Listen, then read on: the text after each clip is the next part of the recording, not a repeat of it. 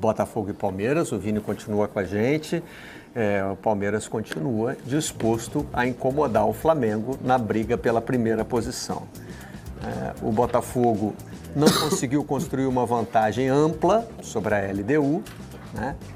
Aliás... Jogou mal. Depois de abrir o placar com 13 segundos de jogo, deu ao torcedor a sensação de que poderia, né?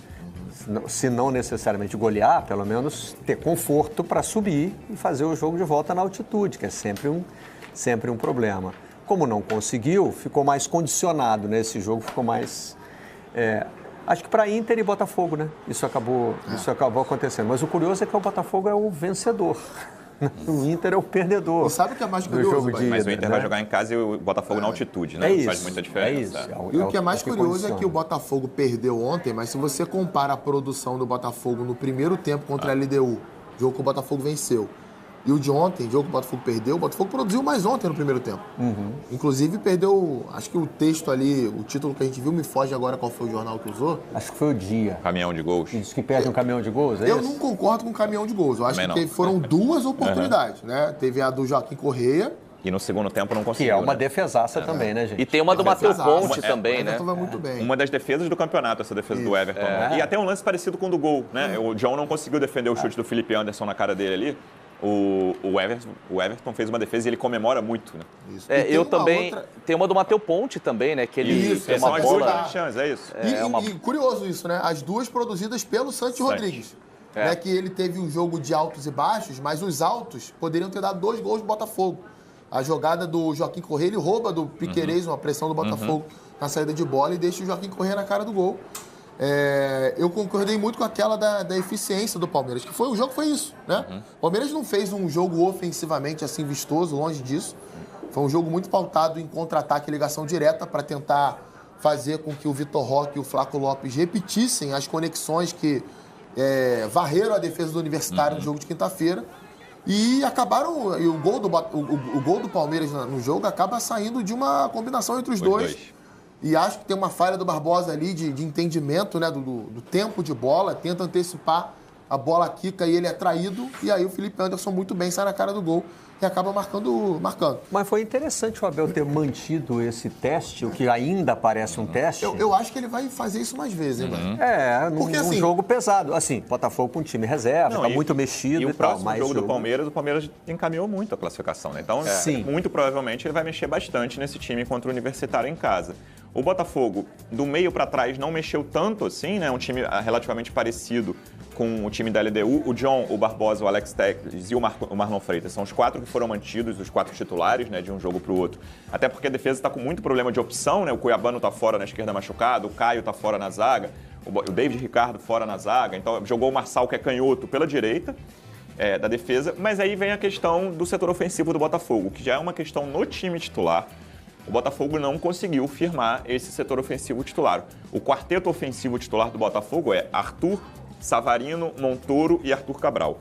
Quase todos esses jogadores hoje são contestados pela torcida. O Montoro é o que vive o melhor momento, mas é um jogador que fisicamente, às vezes, ele perde muitos duelos. Aconteceu isso contra a LDU e contra o Cruzeiro, por exemplo, em 2 jogos recentes. E do quarteto de frente de ontem do Botafogo, quase todo mundo foi vaiado. O Matheus Martins menos. Mas o Santi foi vaiado quando saiu, o Natan foi vaiado quando saiu, o Natan Fernandes, que jogou improvisado como 9 ali, que não é a posição dele, e o Correia, que não saiu, jogou os 90 minutos, foi muito vaiado na reta final do jogo, quando pegou na bola ali, e concordo com o Coutinho. O Santi foi o principal jogador do primeiro tempo. No primeiro tempo que não foi maravilhoso, mas o Botafogo foi melhor do que o Palmeiras. Foi. E aí ele tem uma questão de confiança psicológica ali, o Santi. No início do segundo tempo ele começa a errar, ele erra um domínio que a bola sai direto pela lateral, depois ele erra um passe e ele fica batendo na própria cabeça, ele sente, e aí ele logo saiu, e aí foi vaiado, ele saiu com 13 minutos. Eu nem tiraria, não. Quando o David Ancelotti tirou o Alan e o Santi, eles eram talvez os 2 melhores jogadores do time. Eu achei que ele errou nessas substituições, mas o Santi vinha num momento psicológico baixo no jogo ali, ele não estava bem, ele tinha cometido alguns erros no segundo tempo. E sentiu. O Correia é um jogador que perdeu a chance do jogo ali, né, parecido com o lance do Felipe Anderson, e ele um jogador que tem uma certa lentidão, ele é um jogador que normalmente irrita a torcida, apesar de ser bom de bola, né? O Correa é aquele perfil de jogador que normalmente irrita a torcida, apesar de ser um jogador talentoso. E o Natan Fernandes estava muito fora de posição, muito. Ele não conseguiu. Ele participa do pivô nessa chance do Correa, é ele que tabela com o Santi depois que o Santi rouba a bola do Piquerez. Mas fora isso... Pro Natan funcionar ali naquela função, o Botafogo tem que ter mais campo para jogar. Mais contra-ataque, né? Contra-ataque oferecido ao Botafogo. E não era, o jogo não era isso, era o contrário. O Palmeiras, por exemplo, uma curiosidade, apesar de o Palmeiras ser muito mais forte do que a LDU, o Palmeiras marca mais baixo do que a LDU. Sim. A LDU marcou em cima o Botafogo. E aí o Natan, nesse tipo de jogo contra um time marcando mais baixo, vai ter muita dificuldade. Vai ter dificuldade, não é um jogador que saiba jogar de costas ou que entenda os espaços dentro da área para se colocar em condição de finalizar, até porque é um ponta, né? Tá começando a carreira agora também, pode desenvolver em outro sentido. Mas eu achei que o Botafogo ontem no primeiro tempo conseguia, pelo lado direito principalmente, Marlon Freitas, Matheus Ponte e o Santi Rodrigues, com triangulações, se aproximando, trocas de posição, até mexendo nos encaixes do Palmeiras, né? O Piquerez muitas vezes ficava na dúvida se deveria seguir o Santi Rodrigues para longe do setor. Conseguia entrar na defesa do Palmeiras. Mas acho que o jogo que tanto o Murilo até se machucar, sai machucado de novo aos 20 minutos, não sei se é uma lesão de fato, mas ele sentiu. E o Gustavo Gomes, que há algum tempo eu não via fazer uma atuação tão próxima da perfeição na proteção da área. A quantidade de finalização que ele bloqueia, de cruzamento que corta, de bola que antecipa, intercepta. Escorregou no lance do Correia, levou azar, né? Escorregou no lance do Correia. E é um erro que nem foi dele ali, né? O Piquerez erra a saída de bola e aí é uma jogada que o zagueiro tem que tentar recuperar o espaço que foi perdido. Mas eu acho que um ponto forte do Palmeiras no jogo foi esse, além da própria eficiência, né? Um time que não chegou tanto assim, mas sempre que chegou foi muito perigoso. O que os campinhos mostraram ali é que não foi Palmeiras titular contra Botafogo reserva. Não. Né? O que aconteceu foi o Botafogo usar substituições para botar os titulares em campo. E o Palmeiras trocou metade do time. Fazendo a conta da Libertadores, o Abel manteve 6 titulares e o David manteve 4. Essa é a conta. Mas 5 titulares do Botafogo entraram durante o jogo. Mas não dá para dizer que 6-4 é um time titular contra o time reserva, né? Dois jogadores a mais. Já de cara não era. E além de tudo, teve o uso das substituições. É que assim, o Botafogo usou as substituições mais para tentar mudar o jogo e o Palmeiras pôde usar as substituições mais para preservar o time, né, Vini? O Abel, ele fez 5 trocas, né, em relação ao jogo do meio de semana. E aí um detalhe interessante, você vai se lembrar, Barreto, na quinta-feira, no dia do jogo entre Palmeiras e Universitário, eu falei aqui pela manhã no Redação, olha, o Abel já disse na coletiva depois do jogo contra o Ceará que ele estuda essa possibilidade de escalar uma dupla de ataque e pela escalação do Universitário com 3 zagueiros, não se espantem se o time jogar com uma dupla de ataque logo de cara ou no decorrer da partida e parece que o Abel realmente encaixou a linha ofensiva com Vitor Roque e Flaco juntos. É bem verdade que ontem os dois tiveram outros companheiros, né, Facundo e Felipe Anderson, e não mais o Sousa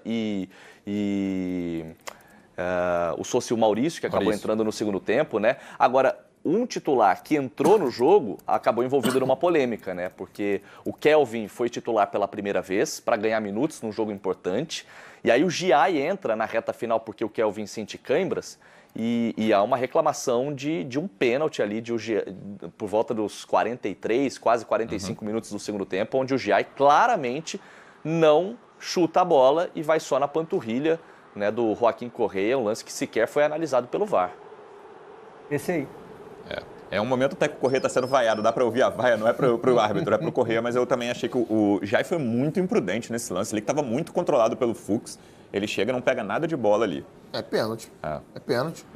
Chegou chegando, né? Passa muito longe da bola, acho que, assim... O que o VAR pode ter analisado aí para não chamar? Imagino que ele talvez não houve a proximidade impacto e o suficiente. critério do árbitro. Imagino que eles acham, o árbitro na cabine tem achado que faltou força para derrubar o Correa, né? Mas eu acho que é pênalti isso aí. E a perna de apoio, o jogador está com a outra perna fora do chão, então é até difícil da gente analisar ali realmente a questão do impacto. O que eu acho que pesou, a proximidade do Davi com o lance, né? O Davi Lacerda, que é o árbitro do jogo, e acho que o critério dele, ele é um árbitro que geralmente não marca esse tipo de falta.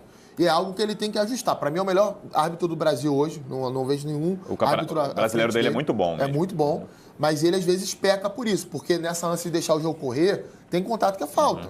né? Pode não parecer no primeiro momento, mas é falta e talvez o VAR, mais alinhado com o jeito dele, tenha deixado correr. Só rapidinho sobre isso do ataque do Palmeiras, eu acho que faz e fez total sentido ao Abel trocar nesse momento. Vamos imaginar o seguinte, a gente está falando de um time que perdeu na temporada os 2 jogadores que eram o principal argumento ofensivo do time.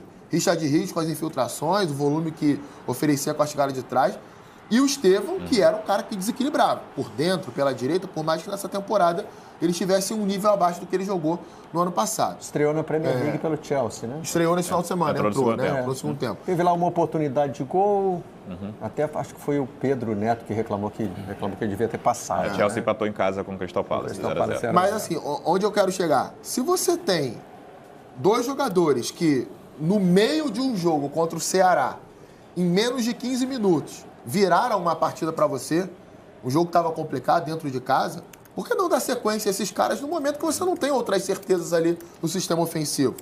Na minha leitura, eles não têm nem funcionado enquanto dupla. Acho que o Flaco tem jogado um pouquinho atrás. Eu até fui dar uma olhadinha nisso. Na época que o Palmeiras contratou o Flaco, eu não conhecia o Flaco, fui dar uma estudada nele. E ele jogava assim com o José Sandi, atacante que quem acompanha a Libertadores há mais tempo. Na época o José Sandi tinha 39 anos. E esse é novão de área ali mesmo. Se grandalhão mexe um pouco, também. Grandalhão, de jogo direto. Hoje até encerrou a carreira, mas era o José Sandi o centroavante do Lanús e o Flaco jogava um pouco atrás dele. Às vezes jogava com 2 pontas e o Flaco por trás. Exatamente como o Palmeiras tem jogado agora. Né, o Flaco, ele não é um meia, óbvio que ele não é um meia, mas é como se fosse um ponta de lança. O segundo atacante ele que vai encostar por trás do centroavante no ataque. Contra o Universitário funcionou muito bem. Ontem um pouco menos, né? Era um jogo de menos posse do Palmeiras. Mas na jogada do gol, os 2 se conectaram antes da finalização do Felipe Anderson. Eu achei que os jogadores de frente do Palmeiras ontem cometeram muitos erros técnicos simples de passe em tentativas de contra-ataque que acabaram não se concretizando. Achei que a defesa do Botafogo estava exposta, inclusive no 0-0, estava dando espaços. Esse foi o grande momento em que eles conseguiram se conectar ali. Não só a dupla, tá? Tô falando do Facundo também, tô falando do próprio Felipe Anderson. Esses 4 jogadores, Facundo, Felipe Anderson, Vitor Roque e Flaco, e desses 4, o Vitor Roque teve boa atuação até. Desse, para mim, foi o que teve a melhor atuação desses 4. Mas todos eles cometeram muitos erros simples ali, de passes que se encaixassem, o Palmeiras ia sair com perigo. E o Luigi entrou mal também no segundo tempo. O Luigi não entrou bem. Ali teve lance nos acréscimos que ele podia ter feito gol, ter segurado a bola ali com o Marçal com cãibra, e ele não conseguiu fazer isso. E aí tem um mérito do Abel nesse jogo. O Coutinho, no início, falou do caminhão de gols que ele discordava. Eu acho que o Abel acerta a marcação para o segundo tempo. O Botafogo tem muita dificuldade de chegar e de levar perigo no segundo tempo. São basicamente 2 chutes de fora da área do Savarino que o Everton espalma sem grande dificuldade ali. Se ele fez um milagre no primeiro tempo no chute do Correia, foram 2 defesas, para mim, até simples nesse chute de fora da área do Savarino. O Botafogo teve muita dificuldade e o Palmeiras deu o campo, né? Olha só, toma aí a bola, faz o que você quiser com isso, Botafogo. E o Botafogo fez muito pouco, também por mérito do Palmeiras no segundo tempo. Vamos ouvir os treinadores? Claro, né? Focando no que aconteceu ontem e também na perspectiva dos jogos de volta pela Libertadores. Na primeira etapa jogamos, acho que muito bem. Os primeiros 20 minutos muito bem. Tivemos 2 ocasiões claras para ter um melhor placar no intervalo. E depois o Palmeiras marca um gol, porque os grandes times são assim. O time tentou até o final, com até pouco, acho que pouco ordem, mas com vontade, e não conseguiu um bom resultado. Mas fico contente com a primeira etapa do time. Não temos que desistir, nunca. Cada jogo a gente joga para ganhar e temos que tratar de ficar o mais alto possível na tabela ao final da temporada. Não podemos desistir em nenhuma competição, temos que seguir competindo cada jogo do campeonato e não vou poupar jogadores porque penso que uma competição é menos importante que a outra. Estes anos todos, se nós olharmos pelo menos nos 4 ou 5 anos, foi sempre o Palmeiras e outra equipa a lutar por algo. Palmeiras e o Botafogo, Palmeiras e o Botafogo, Palmeiras e o Flamengo, Palmeiras e o Atlético Mineiro, Palmeiras e outro, pelo menos até ao fim. Umas ganhamos, outras perdemos, mas a verdade é que nós sempre andamos ali. No final de 2023, eu tive mais uma vez a possibilidade de sair. em condições extraordinárias. Mas quando fomos campeões, se lembram, no final de 2023 fomos campeões. Eu olhei para a minha família, os mesmos que disseram para eu não vir, foram os mesmos que disseram daqui não vamos sair. A maior prova de amor não é dizer todos os dias eu te amo, mas escolher ficar mesmo quando seria mais fácil ir embora, como outros treinadores fizeram na mesma situação do que eu. E eu respondi e escolhi e eu fico. E em relação ao meu contrato, se fico ou não fico este ano, quem vai decidir vai ser a minha família. Essa resposta aí, Vini, é uma pergunta sobre um assunto do qual a gente tratou na semana passada, né? O Palmeiras chegou a um acordo definitivo lá com Al Sadd, do Qatar. Né? Do Qatar. E, enfim, não vai ter pagamento de multa, não vai ter processo. E o Abel ouviu uma pergunta sobre isso e aí disse que ia ler um texto, né? Que ele tinha preparado porque sabia que o assunto ia aparecer. Foi a primeira vez que eu vi o Abel fazendo isso em quase 5 anos que ele tem de Palmeiras, né? Ele disse que já sabia que essa pergunta seria feita e foi uma pergunta muito boa. Gostaria de dar o crédito aqui, espero não estar errado, acho que foi do Igor Siqueira. Foi do Igor, né? E a pergunta ela é ótima porque ela já casa os dois assuntos. O Igor pede tanto para o Abel explicar essa questão do acordo entre Palmeiras e Al Sadd para retirada do processo na FIFA, né, do time qatari, e também já projetando uma eventual renovação, porque a gente sabe que o desejo da diretoria, especialmente da Leila, é pela renovação de contrato. Desde janeiro o Abel tem um contrato que está pronto para ser assinado, e ele tenta essa inclusão de uma cláusula que ele também já tornou público, que se em algum ano eu não ganhar nada, eu quero sair sem o pagamento de uma multa. Então, a pergunta foi nesse sentido. E aí o Abel explica que, como já sabia que seria questionado sobre esse assunto do acordo com o Al Sadd, do pré-contrato, que teria sido assinado ou não, ele pede licença para ler algo que ele tinha escrito. Então, ele deixa claro, né, quando que foi feito essa assinatura desse documento, quando que ele decidiu sair, quando que ele volta atrás, quando que ele diz que fica. E ele diz que essa renovação de contrato, quem vai decidir é a família. Volto a dizer, o contrato está na mesa dele para assinar desde janeiro, mas ainda não há nenhuma definição. E tem um outro ponto interessante também na coletiva do Abel, Barreto, que ele revela um pedido de ajuda, entre aspas, do David Ancelotti, que está chegando a uma nova cultura no futebol brasileiro, e o Abel disse que eles tiveram um papo rápido ali e que o David Ancelotti pediu para fazer uma ligação telefônica, para eles conversarem por telefone, e, enfim, achei curioso, né? E o Abel disse que está à disposição para ajudá-lo na medida do possível. Bem interessante e algo que poderia ser até mais corriqueiro, né? Olha, estou chegando, quero conhecer esse ambiente aí, me ajuda um pouquinho. Lógico que não vou, né, perguntar como é que você escala seu time, né, antes do jogo contra o meu, não é esse tipo de... Mas coisas realmente de adaptação, seria... E imagino até que os treinadores façam isso, né? Podem se enfrentar numa semifinal de Libertadores. Esses dois aí estão no mesmo lado ali da chave. Verdade. Joana de Assis, cadê você? Um beijo, bom dia, amiga. Ai, que lindo isso aí. Olha as manguinhas de renda. Amiga, você não tá com frio, não? Tô com uma jaqueta aqui do lado. Então tá. Seja bem-vinda também. Bom dia. Bom dia pra você, Mari, Lofredo, todo mundo que acompanha o Sport TV News. É o seguinte, né? A moral da história aqui dessa minha primeira participação é quando você tem oportunidade, você tem que matar no peito e aproveitar, entendeu? Porque o preço é caro. O preço é caro. Muito caro. Aí, no caso, a gente tá falando de quem? A gente poderia estar falando de vários times, mas eu tô falando mais do Santos, realmente. O Santos.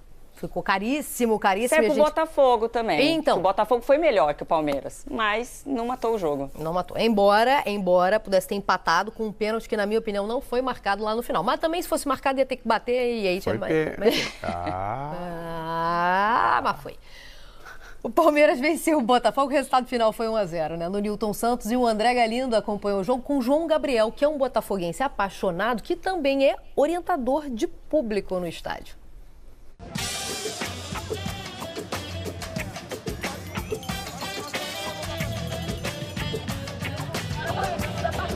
Vamos entrar, torcedor!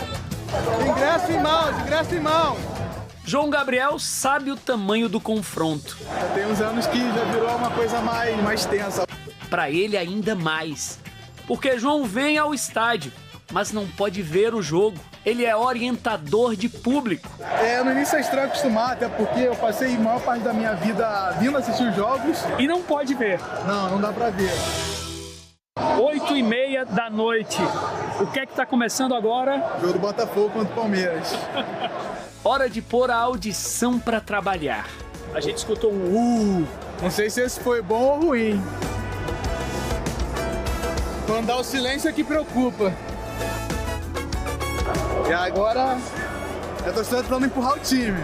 Fogo, fogo.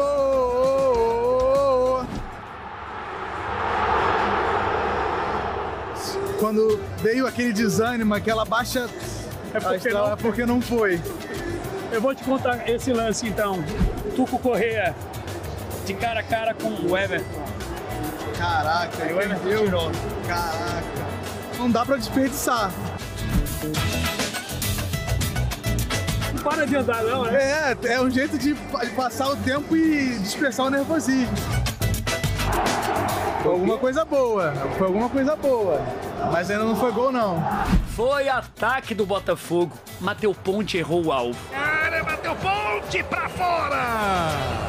Pertinho do fim do primeiro tempo, ele tem que ir porque o que é que acontece agora? Ele vai para o anel de circulação e dá um suporte para os torcedores. É o segundo expediente no mesmo jogo. João vai para o corredor que dá acesso à arquibancada. Tão perto e tão longe. O João fica só vendo a bola passando assim por cima. E essa entrada aqui parece uma televisão. Mas é que ele não vê os jogadores, só as costas dos torcedores. Fazer o quê? Faz parte. Eu fui lá ver o que João não pode.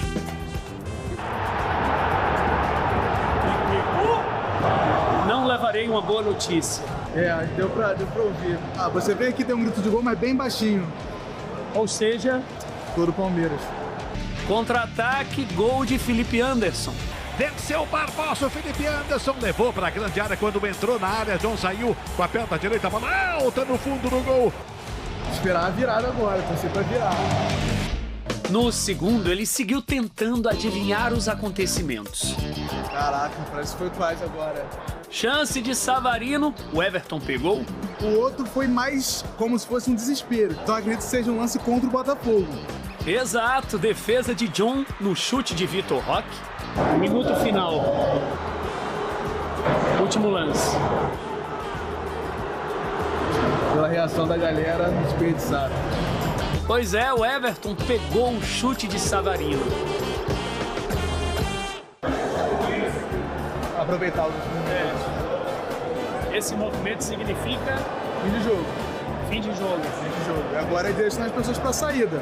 Pessoal, saída por aqui, pessoal, saída por aqui. Tristeza pelo resultado, né? Perdemos esse jogo, mas fiz o meu trabalho. Daqui a pouco tem mais jogos, tem Copa do Brasil, Libertadores, e ia seguir acreditando.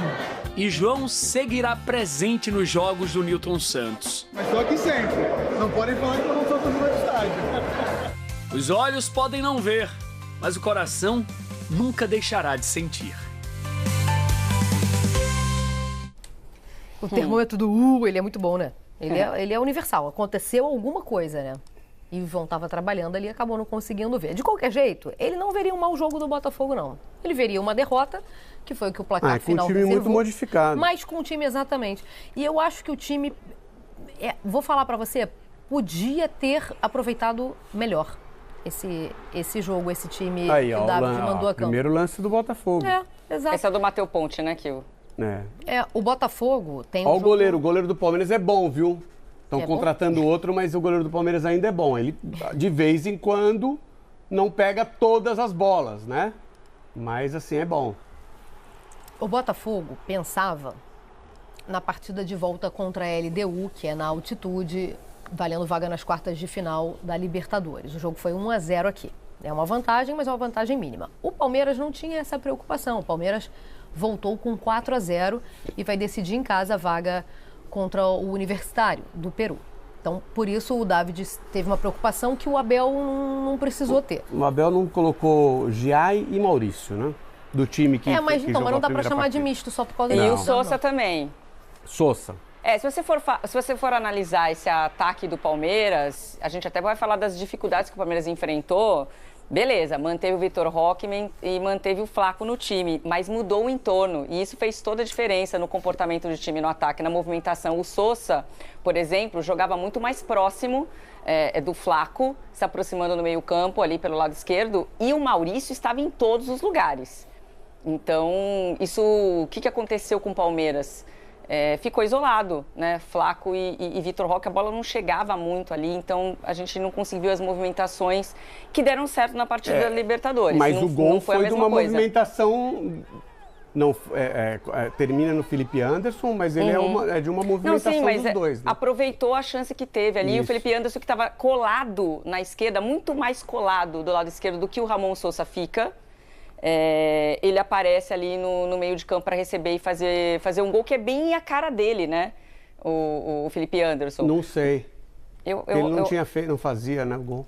Então, mas... Eu não lembro como é que é. Mas é um tipo de jogada que ele estava acostumado a fazer. Isso. Aí, então, assim, quando você fala que o Palmeiras estava com força máxima, é confuso, porque, na verdade, o Palmeiras poderia ter ido ou não, né? A gente falava sobre essa... Aliás, denúncia, hein? Você mudou seu voto ao vivo aqui mas no não mudaram. Não vou entrar no STJD.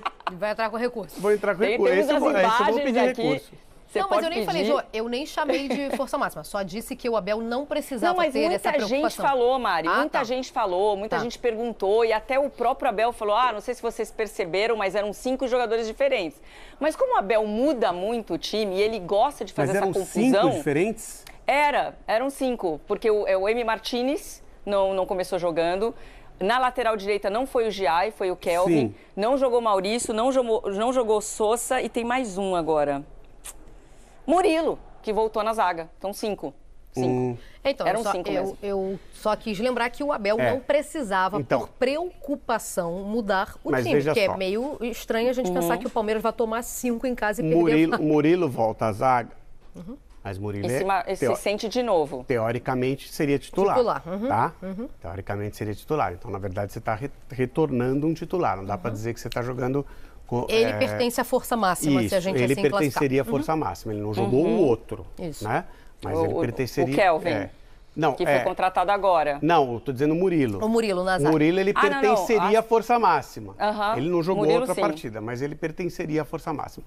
O Kelvin, no lugar do Giai, ele fez esse teste. O Sousa ele não colocou e o Maurício ele não colocou. Eu acho que essa aí é a parte fundamental, né? Que muda a parte ofensiva. E o meio-campo diferente também, que jogou o Emi Martinez. Mas aí, como que você vai dizer quem que é o titular, né? Porque hora ele joga com o Aníbal Moreno, que foi o que aconteceu ontem, hora ele joga com o Lucas Evangelista. Ele muda muito esse meio-campo. E o ataque ele muda muito também, vamos falar a verdade, né? Sim, o ataque parece que parecia que ele tinha encontrado, ele repete a dupla de ataque, sem muito sucesso, talvez até pelo que a Joana falou, pelo entorno, você muda o entorno do ataque que você repete, você vai ter um resultado diferente, embora parte deste entorno diferente tenha feito gol, ou seja, teve um entendimento ali com o ataque em uma jogada crucial da partida. Acho que quando você escala um time para Libertadores, para jogar fora de casa pela Libertadores, você imagina que o técnico tenha na cabeça que aquela é a base do time, aquele é o time titular, com exceções. No caso do Murilo, seria uma exceção. Porque estava machucado também, voltando. Mas se funcionar, esse é o time titular, porque também fazia uma experiência de ataque novo. E funcionou. Mas, enfim, não dá para dizer muito, até porque ele realmente agora, depois que ele perdeu 2 peças importantíssimas, Estevão e Richard Rios, ele está buscando um novo time. Pois é, e no caso do Botafogo, que eu falei aqui do time misto, 2 peças não entraram e não entrariam porque estão lesionadas. Mas o David depois deu até alguma esperança, né? Falou, não, meio de semana, né, para Libertadores, talvez a gente já consiga contar com eles. Arthur Cabral e David Ricardo. Eles não jogaram contra o Palmeiras porque estavam lesionados. Mas há possibilidade, diferente do Newton, há possibilidade deles voltarem no meio de semana. Só para a gente não botar na mesma conta aí da estratégia, mas vários outros foram por questão de estratégia. Porque assim, não, o Marçal jogou de zagueiro. Improvisado, né? Exatamente. E foi até bem, não foi a primeira vez não, né? Foi até bem. Ontem eu acho que ele fez um bom jogo. De qualquer maneira, esses dois nomes aqui não poderiam entrar. Mas gostaria de falar mais do que a gente poderia ter visto do Botafogo. Porque eu achei que ainda assim vimos um jogo abaixo. Falta um capricho ali no final. Um time que abre mão de enfrentar um dos principais adversários, um dos principais candidatos ao título do Campeonato Brasileiro. Isso. Abre mão de enfrentar com sua força máxima, jogando em casa. Pode dizer que está em busca do Campeonato Brasileiro? São 38 rodadas, né? Não é um jogo que vai te tirar da briga. Não, porque são 18 agora. Não, tudo bem. Já não são mais 38 e ele está para trás. Mas você não vai poder falar... Não, veja só. Foi aquele jogo ali que te tirou da briga, não foi? Não, já está para trás do campeonato. Então, quer dizer, você precisa se recuperar. Se você estivesse na frente do campeonato, fazendo uma administração de pontos na frente do campeonato, tudo bem. Fala assim, aqui eu precisei administrar, perdi 3 pontos de diferença em relação a um adversário direto que eu tinha, porque eu tinha uma vantagem de 7. Aí fiz essa administração aqui. Agora eu já estou atrás de um adversário que é um adversário direto. Eu não coloco força máxima para jogar. Eu posso dizer depois da entrevista coletiva que eu ainda estou pleiteando o título brasileiro? Pode. Você pode dizer, porque você pode dizer o que você quiser na entrevista coletiva, que é mais ou menos o que os técnicos falam. Eles falam um monte de coisa que eles não pensam e que eles não acreditam na entrevista coletiva, porque tem que jogar para a torcida, tem que contar umas mentirinhas para enganar a imprensa, enfim, tem que fazer algumas jogadinhas ali. Mas não é verdade. Está priorizando a Libertadores e o brasileiro, que der, deu. Não, eu acho que tem uma outra mensagem aí. 1-0 não é exatamente uma vantagem na cabeça do David, jogando na altitude. E também. Eu concordo com ele. Não, isso é verdade. Eu concordo demais com ele. Isso é verdade. Achei que... Agora, não vai poder dizer... Sim, pode dizer, mas não é verdade. Pode dizer. Assim como o Flamengo jogou praticamente com a força máxima também contra o Internacional, porque para o Flamengo é importante o Campeonato Brasileiro. Ele tem vai ter a mesma dificuldade contra o Internacional. Exatamente, ele tem um jogo de vantagem só de 1-0 na quarta, só não tem altitude. Tá? Isso. Só não tem, a única diferença é que a viagem é mais fácil e não tem altitude. Mas ele tem um jogo o Flamengo tem um jogo com uma vantagem de 1-0 contra um adversário de um bom nível, assim como o Botafogo. Tem viagem? Né? Não, pro Flamengo não tem mais viagem porque ele já tá lá, né? Ainda tem mais isso. Não tem nessa viagem. O Flamengo não tem a viagem, né? Mas teve a viagem, né? Teve que fazer. Mas é mais ou menos a mesma coisa. Só que o Flamengo quer ser campeão brasileiro. Ele tá na ponta, então ele vai com... Não diria que os 100% que ele tem de melhor, tem uma competição a menos. O Flamengo tem uma competição Tem uma competição a menos, mas que ainda não causou impacto, porque não teve o jogo. Não, mas o Botafogo já vai largar com o clássico, né? Nessa competição que permaneceu. Não, eu sei, mas é lá na frente ainda. Lá na frente é semana que vem, né? Eu sei.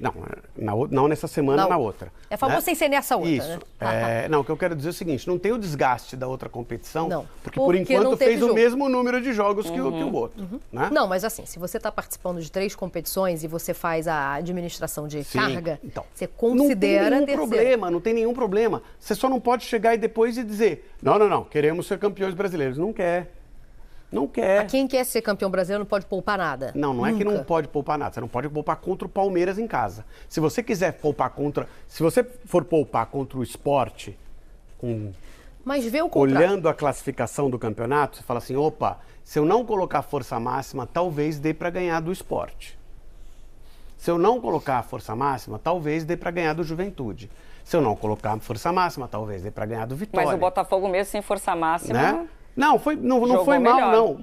Mas assim, quando você não coloca a força máxima, você já está abrindo mão daquele resultado. Olha, se acontecesse, nosso time misto conseguir jogar e conseguir se equiparar ao adversário, ótimo. Agora, se não acontecer, isso aqui já está na conta. E se já está na conta, aí você não está disputando mais o título brasileiro. Porque se você quisesse disputar o título brasileiro mesmo, Quando o Botafogo pegar o Palmeiras, principalmente em casa, tem que ganhar do Palmeiras. Então tem que fazer o máximo esforço para ganhar do Palmeiras. Ainda que isso custe a sua Libertadores.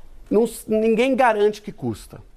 Mas não. Não, assim. Você tem mais chance de machucar alguém, você tem mais chance de desgastar alguém. Tudo tem mais chance, tudo tem mais chance. Agora, vamos, assim, sabe por que a administração não te garante nada? Não garante. Não te garante nada. Inclusive, você pode administrar vários jogadores. Olha, esses jogadores aqui estão para se machucar, Não coloca, e o jogador torce o tornozelo porque o outro cai por cima dele, igual aconteceu com o Carrilho no Corinthians. O Corinthians fazia uma mega administração do Carrilho. Olha, vai ter lesão muscular, vai ter lesão muscular. E foi um acidente. Não chegou a lesão muscular, não aconteceu. Ele se machucou, ficou fora da temporada por uma lesão no tornozelo. Mas aí você não tem como colocar o acidente. Calma, não vai embora ainda. Aqui em cima tem um vídeo especialmente escolhido pra você. E aqui embaixo tem o último vídeo que a gente postou. Corre lá e assiste, é maneiro. E aqui você vai se inscrever no canal. Clica aqui, se inscreve no canal, dá essa moral pra gente. Tamo junto.